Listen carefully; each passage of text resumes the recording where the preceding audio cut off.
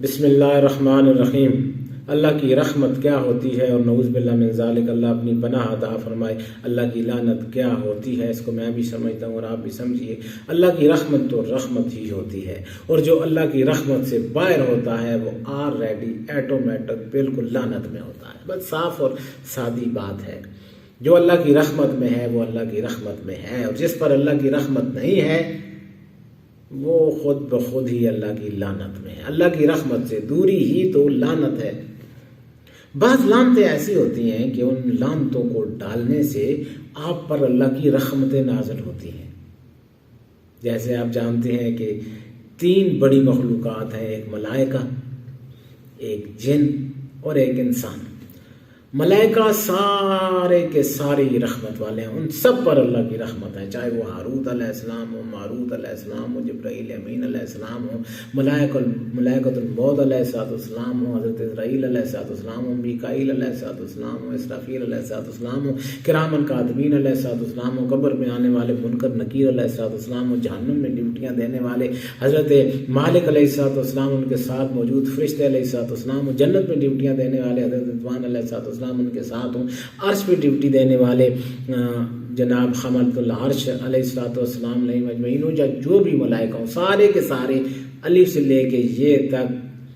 اور سارے کے سارے ٹوٹل مکمل اللہ کی رحمت میں ہیں، ان میں سے کوئی ایک بھی اللہ کی رحمت سے باہر نہیں ہے۔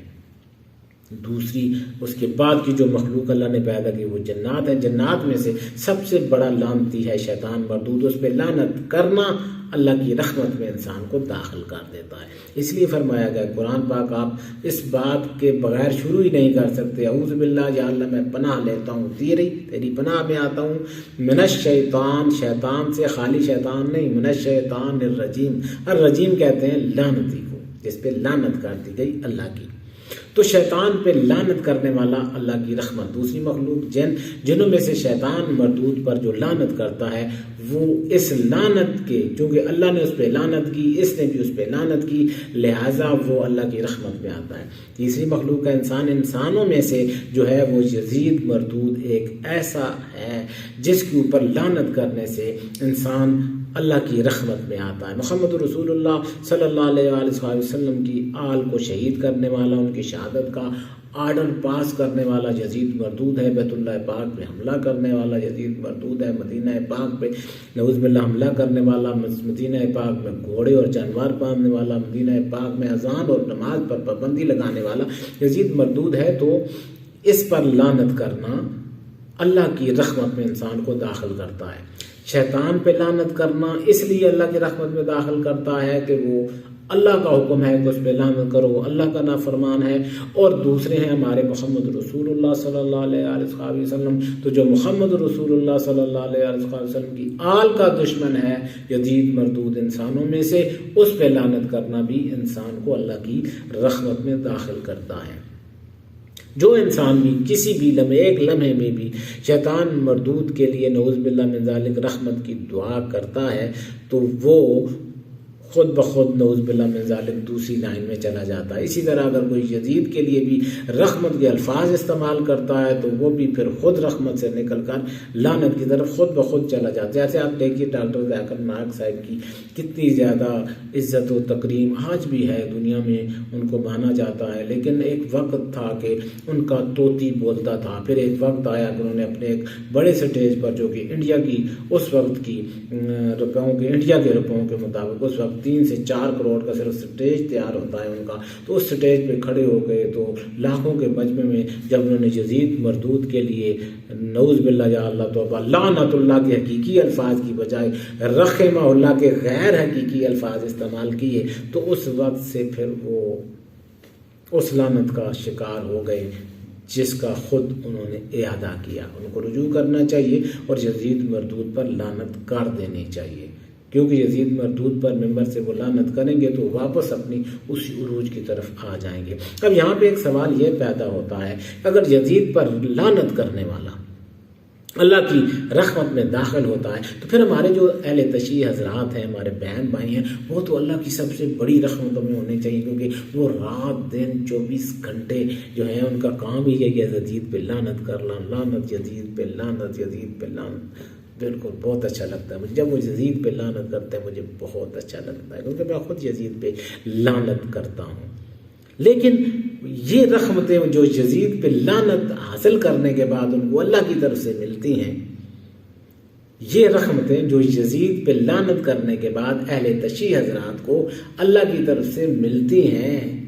یہ ان کے کھاتے میں جب آتی ہیں تو وہ امی عائشہ صدیقہ سلام اللہ تعالیٰ علیہ، حضرت ابوبکر صدیق رضی اللہ تعالیٰ عنہ، حضرت عمر فاروق رضی اللہ تعالیٰ عنہ، حضرت عثمان غنی رضی اللہ تعالیٰ عنہ کے بغض کی وجہ سے اور ان کے خلاف نازیبا الفاظ استعمال کرنے کی وجہ سے ان کا یہ جو رحمتوں کا سٹاک ان کے پاس یزید پر لعنت کرنے کی وجہ سے آتا ہے، جب دوسری طرف وہ ان مقدس ہستیوں کو نعوذ باللہ من ذالک برے الفاظ سے یاد کرتے ہیں تو پھر وہ کھاتا ان کا زیادہ بڑا ہو جاتا ہے، دوسرا نیگیٹو کھاتا زیادہ بڑا ہو جاتا ہے اور وہ اس قدر اہمیت کا حامل نہیں ہو پاتا۔ اگر اہل تشیع حضرات امی عائشہ صدیقہ سلام اللہ تعالیٰ علیہ اور حضرت ابوبکر صدیق رضی اللہ تعالیٰ عنہ، حضرت عمر فاروق رضی اللہ تعالیٰ عنہ، حضرت عثمان غنی رضی اللہ تعالیٰ عنہ، حضرت امیر معاویہ رضی اللہ تعالیٰ عنہ، دیکھو حضرت امیر معاویہ رضی اللہ تعالیٰ عنہ کو ہمارے امام حضرت حسن علیہ السلام نے تسلیم کیا،